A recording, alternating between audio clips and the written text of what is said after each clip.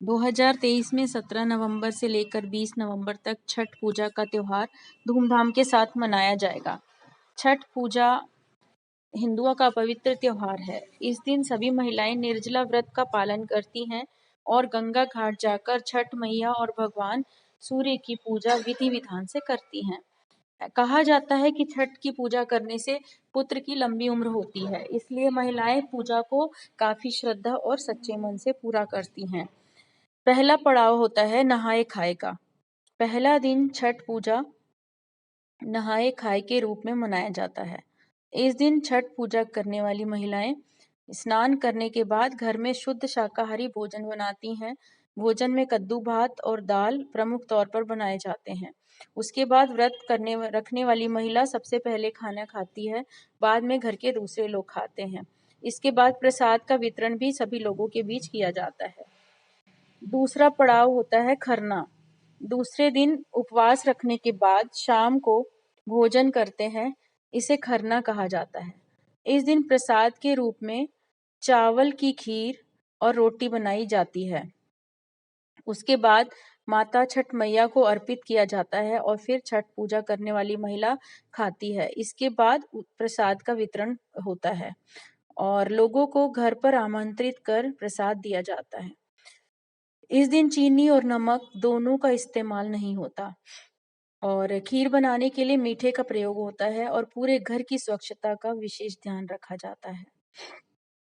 तीसरा पड़ाव होता है संध्या अर्घ्य डूबते सूरज की पूजा करना। तीसरे दिन सभी लोग माँ गंगा के घाट पर जाते हैं। छठ मैया की पूजा के लिए प्रसाद के रूप में ठेकुआ और 5 प्रकार के फल प्रसाद के रूप में माता छठ को अर्पित किए जाते हैं।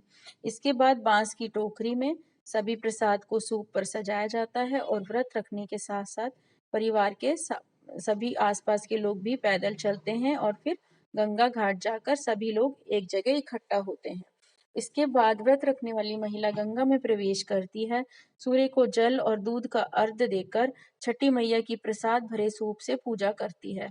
उसके बाद लोग दोबारा घर वापस आकर रात को छठ मैया का जागरण करते हैं, उनके भजन गाने सुनते हैं। चौथा पड़ाव होता है सूर्य का अर्घ्य उगते सूरज की पूजा करना। चौथे दिन सुबह के समय जब सूर्य निकलता है तो उसकी पूजा की जाती है। पूरी प्रक्रिया तीसरे दिन जैसी ही होती है।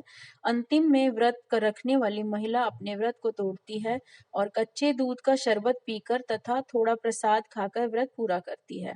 घर आकर चावल और कई सब्जियों को मिलाकर बनाई गई सब्जी खाती है। इस प्रकार छठ पूजा का समापन सफलतापूर्वक हो जाता है। मान्यताओं के अनुसार छठ इतिहास भगवान श्री राम से जुड़ा है। लोक कथा के अनुसार माता सीता और भगवान राम दोनों ही शुभ देव की उपासना करते थे। जब श्री राम 14 वर्ष के से वनवास से वापस आए तो उन्होंने सबसे पहले सरयू नदी जाकर भगवान सूर्य और की पूजा अर्चना की। उसके बाद छठ पूजा करने की परंपरा शुरू हो गई।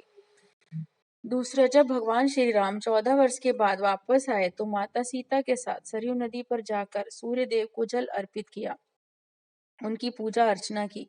और भगवान सूर्य माता छठ मैया के भाई थे और दोनों के बीच में काफी प्यार भी है। दानवीर कर्ण भी भगवान सूर्य के उपासक थे। वह नियमित रूप से उनको जल अर्पित करते थे।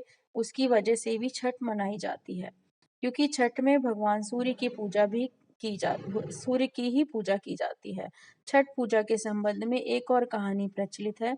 कहा जाता है कि प्रियंवद और मालिनी राजा और रानी हुआ करते थे। इनकी कोई संतान नहीं थी।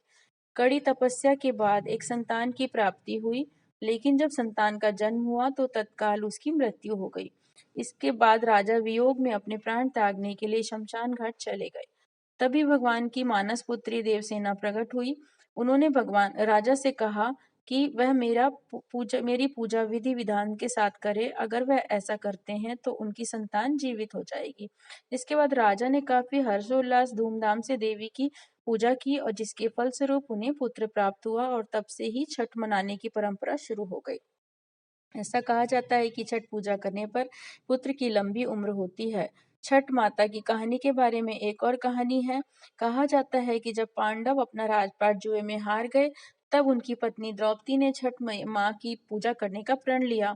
उसके बाद युद्ध में जब पांडवों ने कौरवों को हराकर राजपाट हासिल किया, तो उसके बाद द्रौपदी ने माता छठ की पूजा की और तभी से छठ पूजा मनाने की परंपरा शुरू हो गई। इसके अलावा रावण वध के बाद श्री राम 14 साल बाद अयोध्या लौटे और उन्होंने षष्ठी का व्रत रखकर माता सीता के साथ डूबते सूर्य को अर्घ्य दिया और राजपाट का कार्यभार संभाला। तभी से छठ पूजा शुरू हो गई।